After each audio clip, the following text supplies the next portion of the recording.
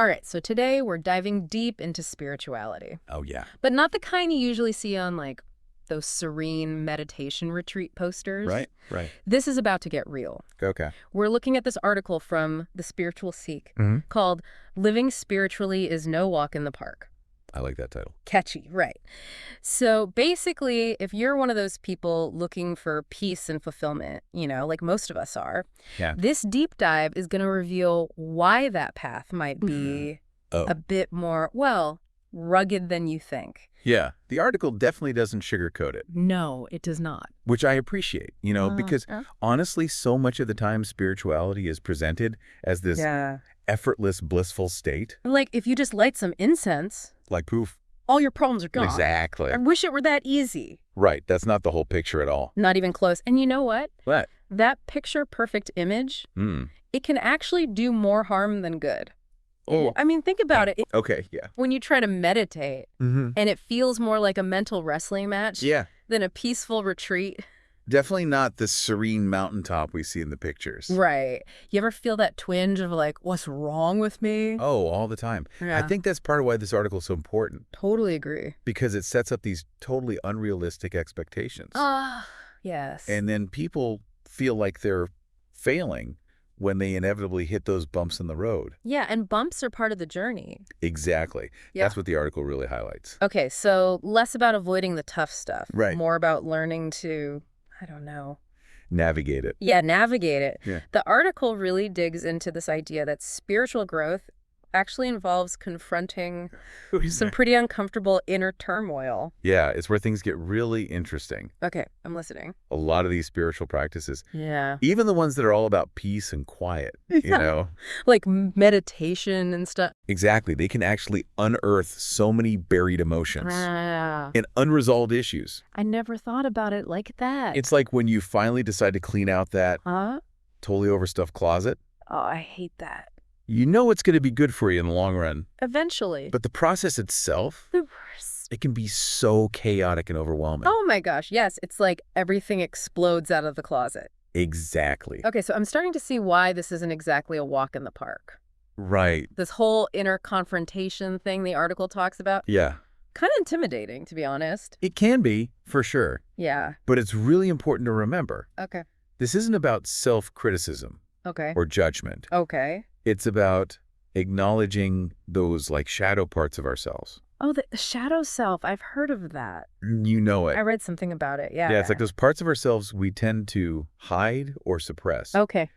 And this is about integrating them into a more whole and authentic sense of self. Huh. I like that. It is powerful stuff. It is. And it reminds me of this thing I read about shadow work. Oh, yeah. This idea that, like, we all have those hidden aspects of ourselves. We do. And we need to acknowledge and integrate them Yes, to be whole.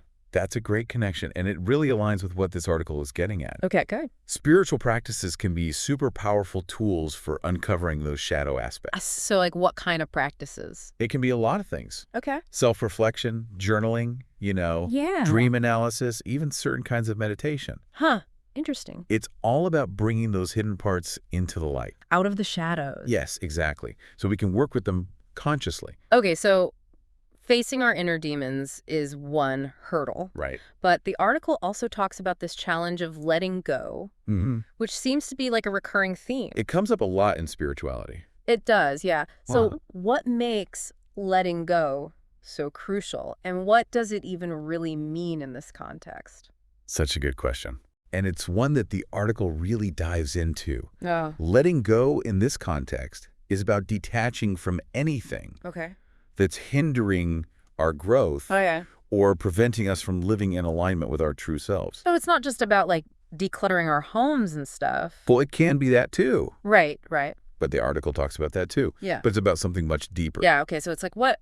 Releasing our attachment to things that no longer serve us? Yes, exactly. Okay, what kind of things? All kinds of things. Material possessions, obviously, Mhm. but also outdated beliefs, unhealthy relationships, even our own, rigid sense of identity. Okay, I think I'm starting to grasp the, magnitude of this. It's big. It is.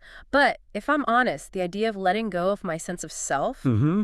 kind of terrifying. It's understandable. Yeah, because, who am I without all those labels and roles? It's a common fear. Yeah.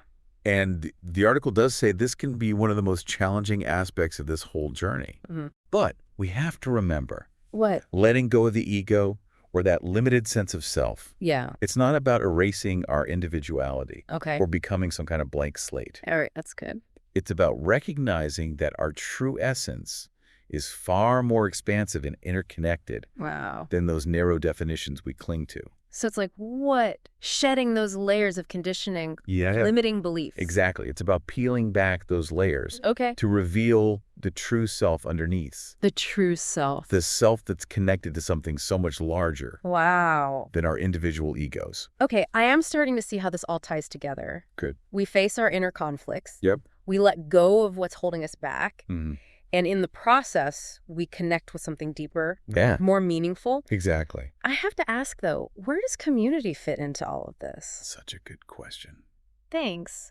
The article seems to place a lot of emphasis on that, It does. like having a supportive network. Mhm. Is that really that important? It's huge. Okay, tell me more. Community plays a crucial role in providing support, Okay. guidance, a sense of belonging, Mm-hmm. especially when you're navigating the often turbulent waters Oh, yeah. of spiritual growth. Okay, so if we're ready, I think we are. let's dive deeper into this whole community thing. Let's do it. Why it's so essential. Okay. This is getting really I know, right? Okay, so we've established Yeah. that the spiritual path isn't always like Smooth sailing. exactly. Yeah. But the article we're deep diving into today, Okay. Living Spiritually, is no walk in the park. Right? It offers this powerful antidote Okay. What to is those it? challenges. Mm-mm. Community. Community. I don't know. I'm a little skeptical about this whole community thing. Really? Why? It's one thing to like read about the benefits, Yeah. but in real life, Uh-huh. finding a genuine, supportive community Yeah. feels kind of like Like what? trying to find a needle in a haystack. I get it. It's not always easy, No. especially in a world that often prioritizes individualism Right. over, Collective care. Yes. Yeah. Exactly. Yeah. But this article Mm-hmm. makes a really compelling case Okay, how so? for why community is so vital Okay. on the spiritual path. So it's not just about like Yeah. having people to talk to about your meditation practice or whatever. No, not just that. Okay. It's about having a network of support Okay. when those inevitable challenges arise. So it's like having people who really get it, Yeah. who've walked a similar path and can Yes. offer guidance and encouragement when you're feeling Lost. lost Yeah. or discouraged or whatever. Exactly. Think about it. Okay. When you're struggling with a difficult emotion Mm. or questioning a belief you've held for a long time, Yeah. going through that alone, Yeah. it can feel so isolating. Yeah. It can. But having a supportive community can give you the sense of validation, Okay. like you're not alone. Yeah, that's important. It really is, and that's incredibly powerful. I can see that. But Yeah. what does this community actually look like in practice? Good question. Like, is it about joining a religious group? Not necessarily. Okay. The article actually emphasizes that community can take many forms. Oh, interesting. It could be a formal group, Like what? like a meditation sangha or a spiritual study group, Okay. Yeah. or it could even be a more informal gathering, Okay. friends Yeah. who share similar values and aspirations. So it's more about finding those spaces Mhm. where you feel seen, Yeah. heard, and understood. Yes. And the article really emphasizes this point, Okay. that those spaces can provide a sense of belonging Mm-hmm. that's often missing in our modern, Yeah. fast-paced world. Right. Right. It's about finding your tribe, Your tribe, huh? your soul family, I like that. the people who support you in showing up as your authentic self, Yeah. shadow sides and all that. I like that a lot. But what about people who like don't have access to these kinds of communities? That's a valid concern. Yeah. And the article does acknowledge that not everyone has, Easy access. readily available access to these in-person communities. Right. Yeah. But with the rise of online platforms and virtual communities, there are more opportunities than ever to connect Yeah. with like-minded people From all over the world. from all over. So online communities can be a viable option They absolutely can. for people who are like, Geographically isolated, yes, Or maybe just haven't found the tribe in their local area. Exactly. And while online communities might not offer that same, Face-to-face. face-to-face interaction, Right. they can still provide us sense of connection, Okay. support, and shared purpose. That's reassuring. It is. So whether it's an online forum or a local book club or a spiritual retreat group, finding your people seems like a crucial part of this whole It really is. spiritual growth thing. It can be a game changer. Okay, I'm on board. And the article takes it even deeper, suggesting that community can actually amplify the benefits of our individual spiritual practices. Like how? For instance, Yeah. if you're working with a challenging emotion, Yeah. like anger or fear, sharing that experience with a supportive group can actually help you process those feelings in a healthier way. Okay, so it's not just about support. Right. It's like, having this team of cheerleaders oh, I like that. cheering you on. As you do the heavy lifting. Exactly. And that's such a good way to put it. It is, yeah, because it shifts the focus from this solitary struggle to a collaborative effort. Exactly. Yeah. Which feels much more Sustainable. Yes. And the article also mentions that community can help us stay accountable to our own spiritual aspirations. Right. So when we share our goals and intentions with others who are also committed to growth, we're more likely to actually follow through. Okay, so it's like having a workout buddy It is. to help you stay motivated, on track. Exactly. This is all making so much sense. Good. I'm glad. But I'm wondering, how do we even begin to cultivate this sense of community? That's the big question. Does the article offer any, practical tips? It does. And that's what we'll be exploring in the final part Okay, I'm ready. of our deep dive. All right, let's do it. We're going to delve into the article's advice on finding and nurturing supportive communities, as well as some of the common, Pitfalls to avoid. exactly those pitfalls. Yeah. You ready? I am. This is already giving me so much to think about. I know, right? It's powerful stuff. Okay, so we're back. And ready for the final part of our deep dive into living spiritually is no walk in the park. Yes. And this last section is all about community, which the article emphasizes as a real game changer on the spiritual path. Yeah, I'm starting to see that. We've talked about facing inner turmoil, letting go of what no longer serves us. Right. Even questioning those. Deeply held beliefs. Deeply held beliefs, exactly. A lot. It is, it sounds like. Yeah. Having a supportive community could make those challenges feel a lot less daunting. Yes. Absolutely. The article points out that community isn't just a nice to have. Nice to have. It's essential for sustainable growth. It's like having a network of people who understand what you're going through. Exactly. Who can offer encouragement. When you need it. When you're feeling lost. Yeah. And who can celebrate those victories with you. I like that. It's important. It is. So it's like what? Having a team of spiritual cheerleaders. Oh, I like that. Yeah. Rooting for you from the sidelines. I love that analogy. It's so good. It really captures the essence of what community can offer, this sense of belonging, support, and shared purpose. Yeah. The article goes on to say that that sense of connection can help us stay grounded. Yeah. Especially when we're navigating those intense degrees of transformation and self-discovery. It's true, because think about it. Okay. When you're in the thick of things, questioning everything you thought you knew, it's so easy to feel isolated and overwhelmed. Oh, yeah. But having that community to lean on, it can remind you that you're not alone. Right. In those struggles. Exactly. And the article highlights another important benefit. What's that? Of community. Okay. Accountability. Yes. That's accountability. We share our spiritual aspirations with others. Yeah. And engage in those practices together. Yeah. We're more likely to stay committed. It's so true. It's like having a workout buddy. Exactly like having a workout buddy. Helps you stay motivated. And on track. On track. Yes. Okay. I am convinced community is key. It is. But the article doesn't just tell us to go find your people and leave it at that. It gives us some steps. It does. It actually offers some really specific advice. It does. On how to cultivate those connections. Yeah. What are some takeaways for our listeners? Well, the first step, as the article emphasizes, is self-reflection. Oh, Always important. Before you even start looking for a community, Right. it's important to get clear on what you're seeking. Yeah, what are you looking for? What are your values? What are your spiritual interests? Yeah. What kind of support are you looking for? You got to know what you want. Right. It's like any other meaningful relationship, you know? It is. You need to know what you're looking for before you can find it. Before you can find it. Exactly. And once you have a better understanding of your own needs and aspirations, the article suggests exploring various avenues for connection.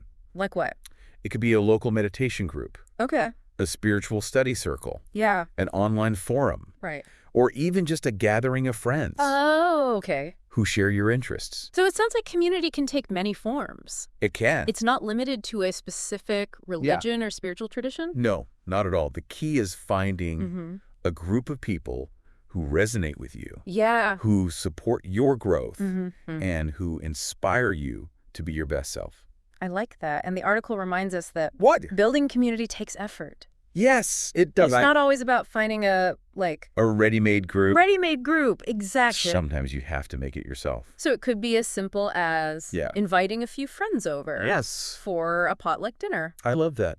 And a spiritual discussion. Or a book club. Or a book club focused on topics that interest you. Yes, exactly. So it's about being, I don't know. Proactive. And creative. And the article encourages us to be open to unexpected connections. Yes. You might find your spiritual tribe in the most surprising places. You never know. Like a yoga class, a volunteer organization. That's a good one. Or even an online gaming community. Oh, yeah, for sure. It's about being open to possibilities. Yes.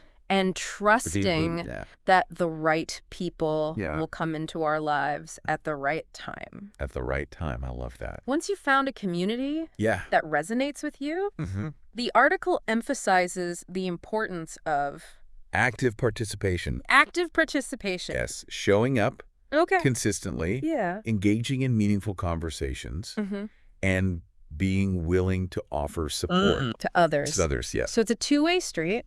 Community is a two-way street. Yeah.